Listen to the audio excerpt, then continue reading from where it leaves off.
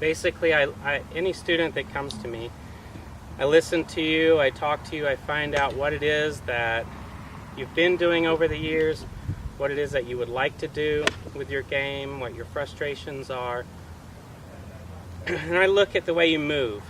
Right? The most important thing for me is to look at my students and how they move. I want to know what they're capable of. I ask questions like, do you have any injuries? How's your body doing is kind of a common thing I'll say. How's your body doing?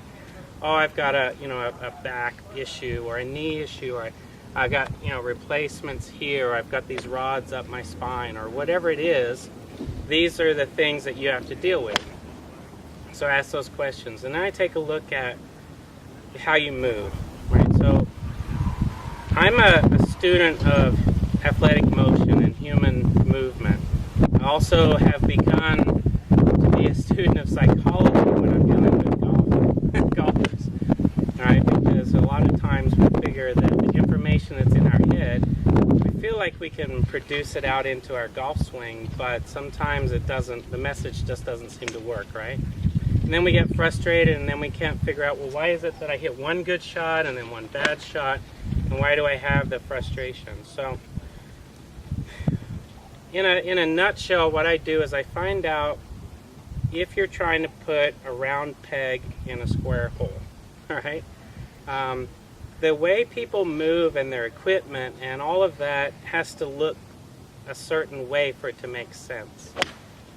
I'm hitting golf shots right now, and I feel like the ones I've hit so far have been pretty good. What do you guys think? Look good to me. Okay. How's it look? Look okay? Mm-hmm. Does anybody see anything maybe odd about what I'm doing? Does anybody think that this 7-iron is Looks a little short. Yeah, short? Okay. Right. Looks a little bit odd, but if the ball's flying straight, why would you question my equipment, right?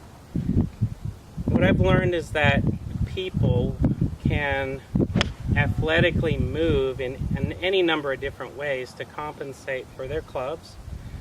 They can compensate for that shoulder injury or that knee injury or whatever it is. We can create manipulations in our swing that are not necessary, other than the fact that we're working around something and we don't know how to get that out. So what I do when I look at somebody move is I say, okay, well, this person, usually if they're using clubs that are not the right size, they'll hit a good one, and then they'll kind of stand up, and they'll maybe make a swing right across the top. Does anybody know that shot? Okay. Pretty well. But the classic role of the teacher would be to say, well, I'm going to analyze you, and I want you to bend more, I want you to squat more, I want you to tuck that right elbow, I want you to come back to about right here, and then on the way through, I want you to hold this finish. Right? Just do that try doing that for less than or more than 10 seconds. Right? It just doesn't work. The one thing that I've also experienced is that we all get older. Well, that's a good thing, though. We all get older, and we're not exempt from that. We can stay fit, we can stay healthy, we can be more flexible at an older age than we were at a younger age if we just work on it, right? So the way I look at the way a person moves is I say, okay, is that a round peg trying to fit in a square hole? What's not working there? What do I need to tweak for that to work? So going back to where that philosophy came from, when I was a teenager, I wanted to be a physical therapist. I wanted to work in sports science. I wanted to help people with disabilities figure out how they could play sports. So the classes that I took in college after that were all around adaptive physical education. So some of my early people that I worked with had one young boy who was 12 years old. His fingers, all of his fingers essentially overlapped on top of each other like that. And he couldn't hold anything at all. So what I did is I built a glove with a bunch of Velcro on it so that when he put his hand on there, he could cinch it down and tighten it down. So under the USGA rules of golf, anybody who needs help with their body can get it and still play in tournaments because it's an adaptation that they need to make. So going on through college and so on, I got to experience some work with some top coaches all the way through high school in Australia. So players you might have heard of like Adam Scott, Robert Allenby, Stuart Appleby. There's a few names you might have heard of. Adam Scott has a nice green jacket right now. A lot of the coaches that work with those players also worked with me. And then when I was in college, I got to caddy for Mac O'Grady, who is he's an awesome golfer. He can play right and left-handed equally as well. But he works a lot on how the body moves and how it rotates. Another instructor that I got to work with, who is the national PGA Teacher of the Year this last year, is Mike Malaska. Mike Malaska and I worked together for about 5 or 6 years when I was at Superstition Mountain. So with my interest in the body and how it moves, and a lot of really cool interactions that I've had with great teachers and great players, what I've learned is the body's supposed to move a certain way. If the body moves efficiently and smoothly, then you don't have to work that hard. Golf really isn't about creating all these angles and all this extra stuff that you need to work on. So in the last week, I met with 3 of the best experts in the country, maybe the world, when it deals with anatomy. 3 different doctors. One is a biomechanist, one is a chiropractor, and one is a physical therapist. And I met with them on my philosophy on how I teach people how to move and how they should move efficiently. And they all gave me the seal of approval that what I was doing was actually helping golfers to play better golf and to reduce impact on their body. Okay? Myself, I just turned 39. When I was 36, I qualified through the PGA Tour qualifying school. I qualified for the Web.com tour. That's kind of a feat in itself for someone at 36 to be going and doing that. But I think what's more impressive is I did that after 2 years of playing tournament golf full time. I taught for 12 years before I went to play full time. So I wasn't a young high school guy going to college and then going to college and going through qualifying school. I went to college, I got my Class A PGA status. I then got it in America, Australia, and Canada. Then I went to teach, and I started teaching, and I started trying to figure out how do I help these people get better while I'm helping myself play better. So the efficiency of the motion was the key. Once I figured that out in about 2008, I realized this is the ticket. I know how I'm supposed to move. In 2008, I played in the National Club Pro Championship. 2009, I practiced. 2010, I essentially turned pro as a touring pro. I played from April through December, jumping all around the country playing mini tour events. 2011, early 2011, I got my Canadian Tour card. End of 2011, I made it through all 3 stages of the PGA Tour qualifying school and got my Web.com tour card. And the way I got that with a guy who's 5'7" is by standing taller and swinging clubs that were about an inch longer than standard. Okay, so the clubs that were fit for me, that I fit to myself, are the ones that made me move efficiently and helped me to get on the tour. The 7-iron that I was using honestly felt like this, right? So when I was starting out as a young kid, I could do the reverse C, I could extend, and I could hold that finish, and I could hit nice high draws from this position, right? But what that did is it created too much impact on my body.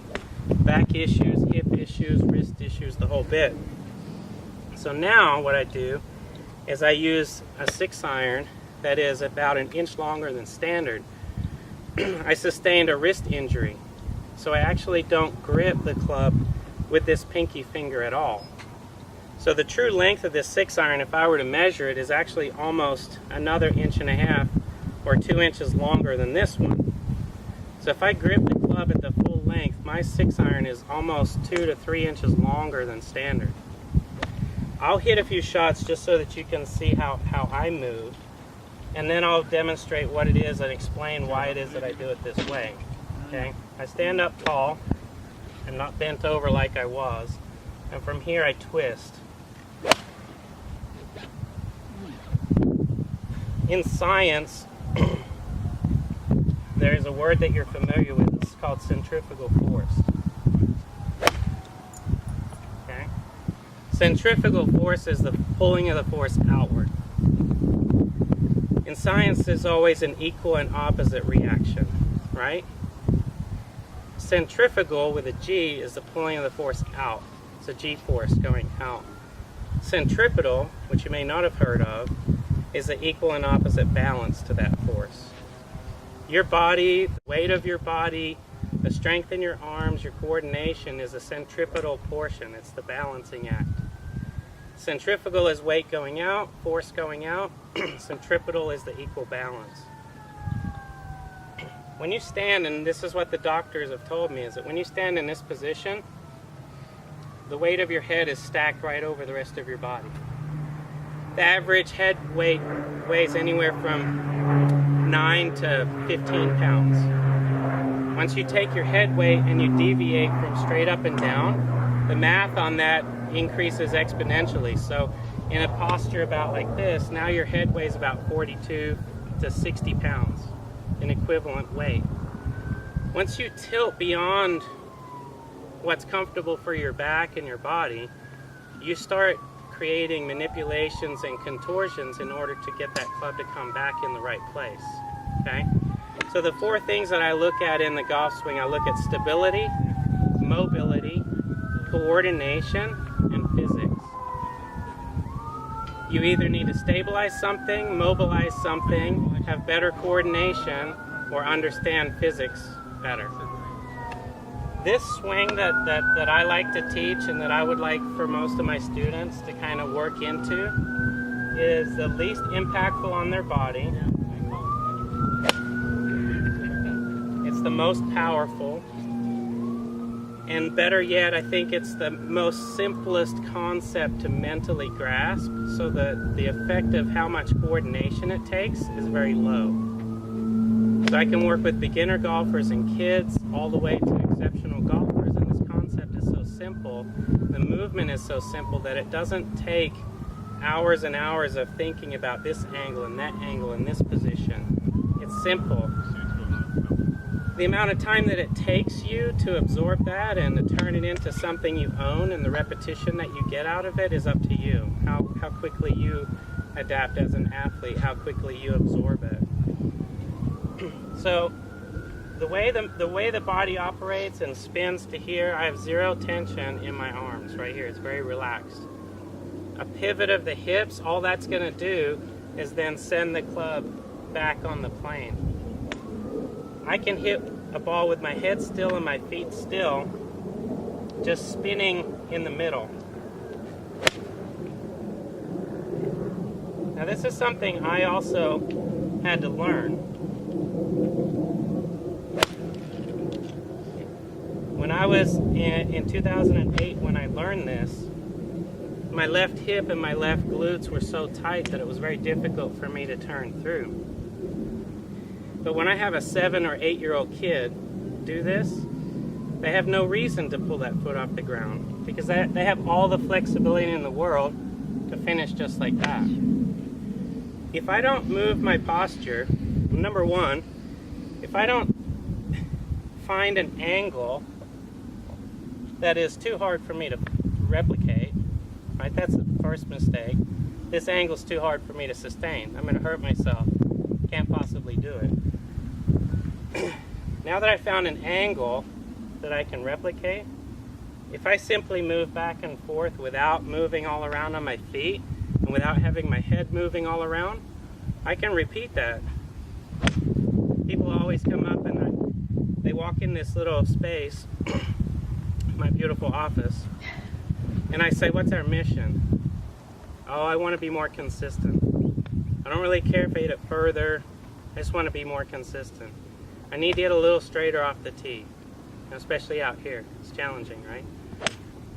The solution or the outcome of what we work on is you are going to hit it further and you're going to hit it straighter because you don't have a choice, right? You're going to do better because you're going to move simpler, more efficiently, and you're going to understand how to do it. Now, a lot of people that have come through this space, I've said, okay, well, you need longer clubs. Well, the reason is because they're starting in this posture that they can't sustain. So I get them into a posture that they can sustain, and then I work with them on learning how to rotate their body properly. Some people have come into this space, we've made the extensions to the clubs, changed the length, but they haven't come back for enough coaching on how to do that move quite right yet. Now, it's a pretty simple concept, so I don't need to see you guys very often. I just need to make sure it's in your head and you're doing it. Once you're doing it, you're on your own to then spend as much time or as little time working on it. But where I don't want to be, my downfall as a coach is I still need to see you to make sure that you're on the right track. So when you get yourself set and you learn how to move efficiently, the golf game becomes that much easier. You do generate more power. There is more consistency. And then from those simple steps in the beginning, we're always tweaking and massaging it a little bit and making it work for you. When you look at how the body's supposed to operate, it's very easy for me to look at it and go, okay, well, I think you should do this. The flip side of that is you've done something else for 20, 30, 40 years or whatever it is. So we always start out in an experimental phase. We say, okay, I think based on your coordination, your skills, your body, you're capable of this picture. And I can paint a picture that says this is what I think you're capable of. And I ask the question, do you want to go on this journey with me? Or do you want to just keep doing what you've always done? Most people will say, yeah, I kind of like that picture. It looks really cool. Let's go down that path. What happens for some people is they start to go down that path and it's difficult. There's a little bit of work that's involved. And then they struggle with that and they think, oh boy, am I doing what I'm supposed to be doing? Or is this even right for me? And then, you know, some people kind of go back and forth with whether or not they really grasp it. But I can tell you the ones that stick with it and the ones that keep moving through it, they start to see the results. Their body starts to feel better. I always tell people, I'll take the lesson fee payment, I'll take the chiropractor payment, the physical therapist payment, and the marriage counselor payment as well. Right? Because when you come out and you work on stuff with your swing and your body, if you're moving better, you feel better and you feel more relaxed. One of the things that the top physical therapist told me is all he does with his patients is he teaches them how to relax their bodies. We all have these little imbalances with what we do, and especially in the golf game, a lot of tension creeps into our body. And he works with a half a dozen top touring pros, and he says when he gets them in his studio, most of the time he's massaging them, relaxing them. He calls it like decompressing them. He's trying to teach them how to let go of what they're hanging on to. In the golf swing, I like to feel like I'm trying to do the same thing with my students. So when you're out swinging and you're moving, I want it to be easy. This should be simple. So what I'm going to do to demonstrate real quick, it's not smoke and mirrors. I'm going to just come and walk in and hit this shot. Number one, extremely relaxed, and you'll see that. Number two, I'm going to do it with my eyes closed because I don't feel like I need to rely on hand-eye coordination. I just need to rely on body awareness. And if you guys saw my trick shot show, you know I can hit the ball out of midair, so I've got good hand-eye coordination. But what I had to teach myself is that golf's not about hand-eye coordination. It's about understanding how your body's supposed to move. When you understand how your body's supposed to move, you don't even need your eyes open to hit the shot, right? So here's an example of a relaxed golfer.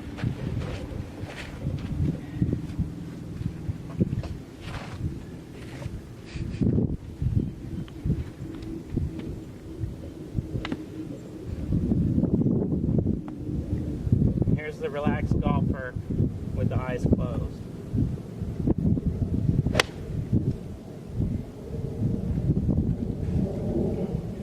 Okay, so Bottom line for me, my philosophy is based on efficiency of motion, making it easy. I've had hour-long, 3-hour-long conversations with sales reps and equipment people and all this stuff. Why are you doing this? Why are you doing that?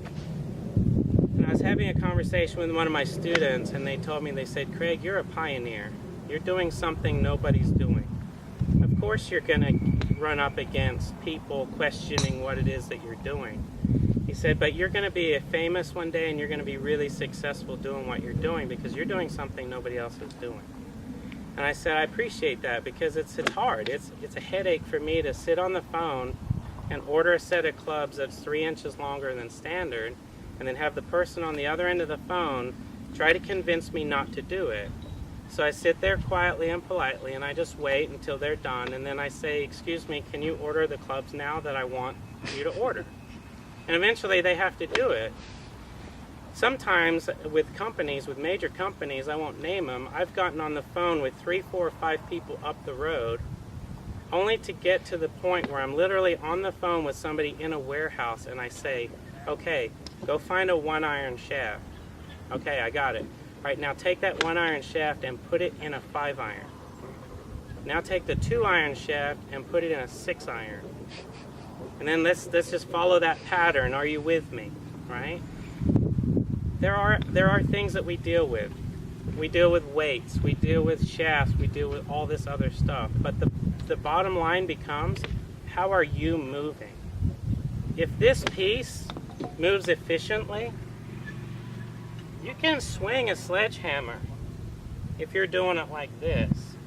You can't swing a sledgehammer doing it like this, right? So I wanted to take a little bit of time, and Brandon wanted me to make sure I got a chance to come and explain kind of my picture and my philosophy. I ask all my students, how does your pudding taste, right? Because the proof is in the pudding.